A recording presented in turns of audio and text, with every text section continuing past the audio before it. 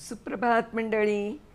मी नीलिमा पटवर्धन आणि आपण वाचत आहोत महाराष्ट्राचं लाडकं व्यक्तिमत्व श्री पु ल देशपांडे यांनी त्यांचं लिहिलेलं प्रवासवर्णन अपूर्वाई.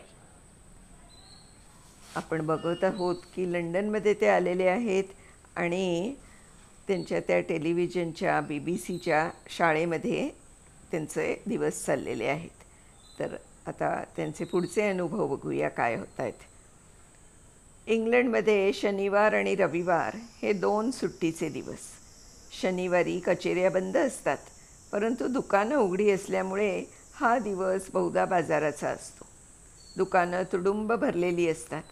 तिथं शॉपिंग हा एक अतिशय आनंदाचा भाग आहे. आपल्याकडे बाजारहाट म्हणजे जीव गुदमरायची पाळी.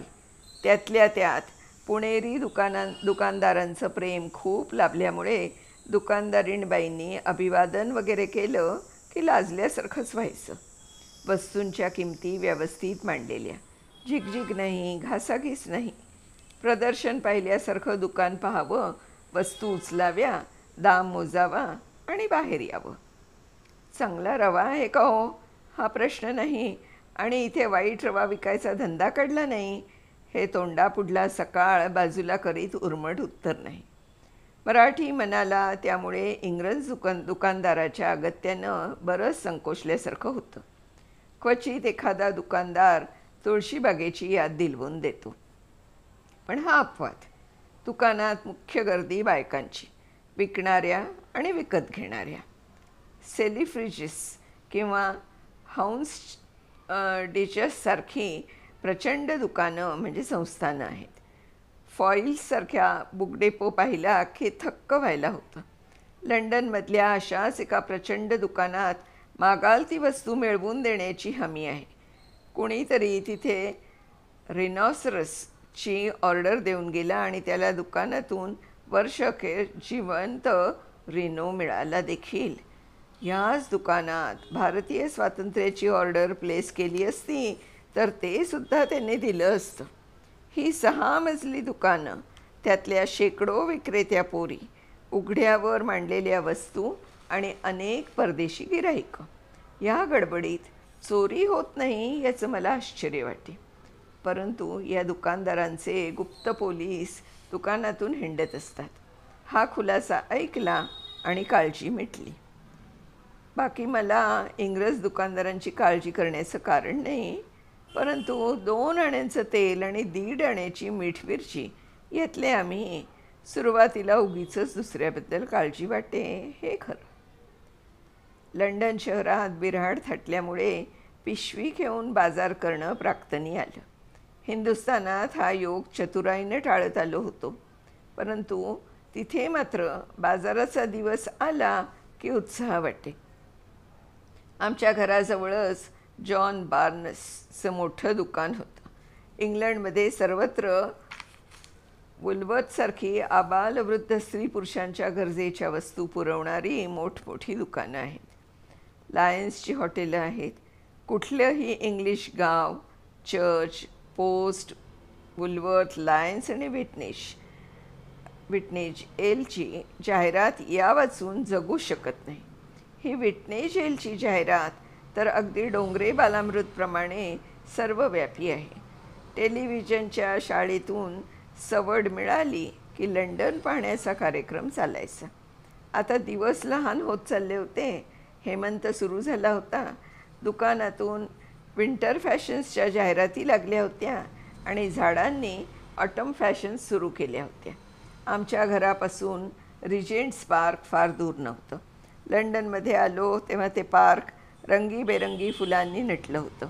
आता हिरवळीचा हिरवईपणा सोडला तर बाकी सर्वत्र पानांवर तांबूस सोनेरी मुलामा येऊ लागला होता आणि काही दिवसांनी पतझड सुरू होणार होती. थंडी पाहायला सुरुवात झाली वगैरे भाषा तिथे संभवत नाही. थंडी ही नेहमीचीच, फक्त पारा कमी जास्ती, पण थंडीचा पारा चढायला लागला होता. एके दिवशी सकाळी लंडनच्या चेल्सी विभागातले कार्लाईलचे घर पाहायला जायचं ठरलं. चैनी रो नावाच्या पुण्यातल्या मुंजाबाच्या बोळासारख्या एका बोळात हे घर आहे. फुटपाथच्या दोन्ही बाजूंना लोखंडी कठडे असलेल्या या बोळात नंबर शोधित शोधित 24 नंबर पुढे आल्यावर दारावर नॉकर वाजवला आणि एका म्हातारीनं दार उघडून आम्ही विचारण्यापूर्वीच या, हेच कार्लाईलचं घर असं म्हणून हसत आमचं स्वागत केलं. हे घर आता इंग्लंडच्या पुराणवस्तू विभागाच्या मालकीचं आहे. 1881च्या फेब्रुवारी महिन्यात कार्लाईल वारला आणि 1895 साली कार्लाईल स्मारक समितीने हे घर विकत घेतलं. तेव्हापासून तिथली प्रत्येक वस्तू जशीच्या तशी जपून ठेवली आहे. हे जसंच्या तसं जपून ठेवणं हा पाश्चात्यांचा विलक्षण छंद आहे. ऐतिहासिक दृष्टीनं कार्लाईल कालपर्वाचा, परंतु 12व्या-13व्या शतकातल्या राजघराण्यांच्या आणि महापुरुषांच्या वापरातल्या वस्तू देखील प्रदर्शनातून आढळतात. कार्लाईलचं घर दाखवताना ती म्हातारी जणू काय आणखी 5-10 मिनटं आम्ही थांबलो तर कार्लाईल तेवढ्यात येईल अशा रीतीनं बोलत होती. मी गेली 30 वर्ष तिथे राहते असं सांगितलं. त्यापूर्वी 33 वर्ष तिची सासू ते घर सांभाळत होती असंही म्हणाली. कार्लाईलला कुठल्याही सच्च्या इंग्रजाप्रमाणे बागेचा शौक होता. परसदारी त्याचा तो चिमुकला बगीचा. कार्लाईलच्या शब्दात सांगायचं म्हणजे ती garden, so called in the language of flattery. पण त्या तथाकथित बगीच्यात तो खुरपं चालवीत असे, फुलझाडे लावीत असे आणि उन्हाळ्याच्या दिवसात वाचन करीत असे. रात्री झोपण्यापूर्वीचा पाईपचा शेवटचा दम घेत असे. मृत्यूपूर्वी त्यानं काही वर्ष एका ठिकाणी लिहिलं होतं, त्या बागेत मी असाच रात्रीचा हुक्का ओढीत आकाशातली अगणित नक्षत्र पाहत बसलो असताना माझं मन विलक्षण अशा भावनेनं भरून आलं. कदाचित देवाच्या विस्तीर्ण रंगमंदिरातली ही दौलत आज जी मी याची देही याची डोळा पाहतो आहे ते न जाणो अखेरची पाहत असेन. ही कवाडं एके दिवशी बंद होतील आणि हे काहीच मी पाहू शकणार नाही. या साऱ्या लीलेतलं मला जे काही कळलं ते देखील किती थोडं. उरला तो सारा प्रयत्न आणि जिज्ञासा. हे दिव्य सुख कायमचं हिरावलं जाणार हा विचार मनाला व्याकुळ करतो. पण लगेच दुसरा विचार उफाळून येतो की ज्या जगदीश्वरानं मला सात्विकतेचा साक्षात्कार घडवला, असंख्य वेळा माझं मस्तक आदरानं नमवलं, ज्यानं माझ्या पोटी जिव्हाळा उत्पन्न केला, त्यानं अल्पजीवी मानवाला हेही म्हणावं, अरे सत्प्रवृत्तीच्या मार्गावर एवढी वाटचाल केलीस, चल आणखी पुढं जायची परवानगी देतो. धीर धर, निराश होऊ नकोस.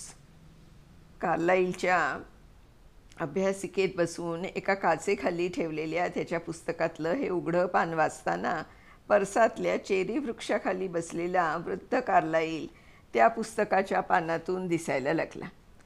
थोर पुरुषांच्या वास्तव्याने वास्तू देखील भारल्यासारख्या होतात. कलकत्त्याला दक्षिणेश्वरी रामकृष्णांच्या खोलीत गेलो असताना मी असाच भारावून गेलो होतो.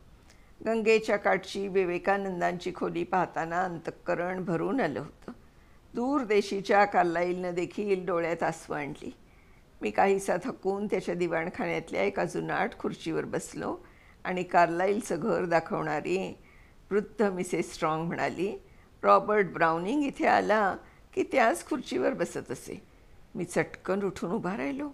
कोपऱ्यातला छोटा पियानो शॉपेच्या करांगुलीने पुनीत झाला होता. दारावरच्या पडद्यावरला कशिदा लावण्यमयी जेन कार्लाईलच्या हाताने केलेला होता. परसदारीच्या वॉलनट वृक्षाजवळची जवळजवळ 6 पेनी किमतीची वॉलनट्स आपल्या उंजडीत घेऊन आमच्या बागेतली वॉलनट्स असं म्हणून ती अभिमानानं फुलून आली होती. कार्लाईलच्या घरानं मनावर विलक्षण परिणाम केला.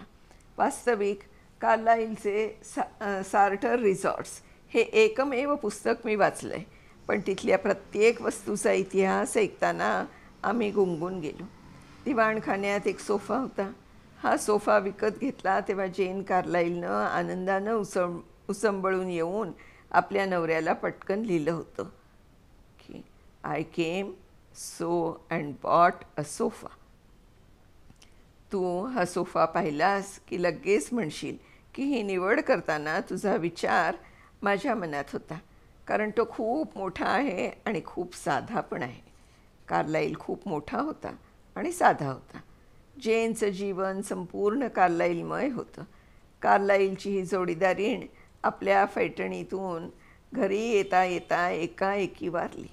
त्यानंतरची 15 वर्ष कार्लाईलनं त्या घरात कशी काढली असतील याची कल्पनाच करवत नाही. मरताना कार्लाईल 86 वर्षाचा होता. 70-80 वर्षांपूर्वी ते घर रिकामं पडलं, पण आज देखील ते पाहताना त्यातल्या वस्तूवर या इंग्रजी साहित्यातल्या श्रेष्ठ लेखकाची आणि त्याच्या अत्यंत प्रेमळ पत्नीची छाया पडलेली दिसते. कार्लाईलच्या घराप्रमाणेच डिकन्स, कीट्स, जॉन्सन यांची घरं पाहिली. डॉक्टर जॉन्सनच्या घरानं फार निराशा केली, पण अंतःकरणात घर केलं ते मात्र कार्लाईलच्या घरानं.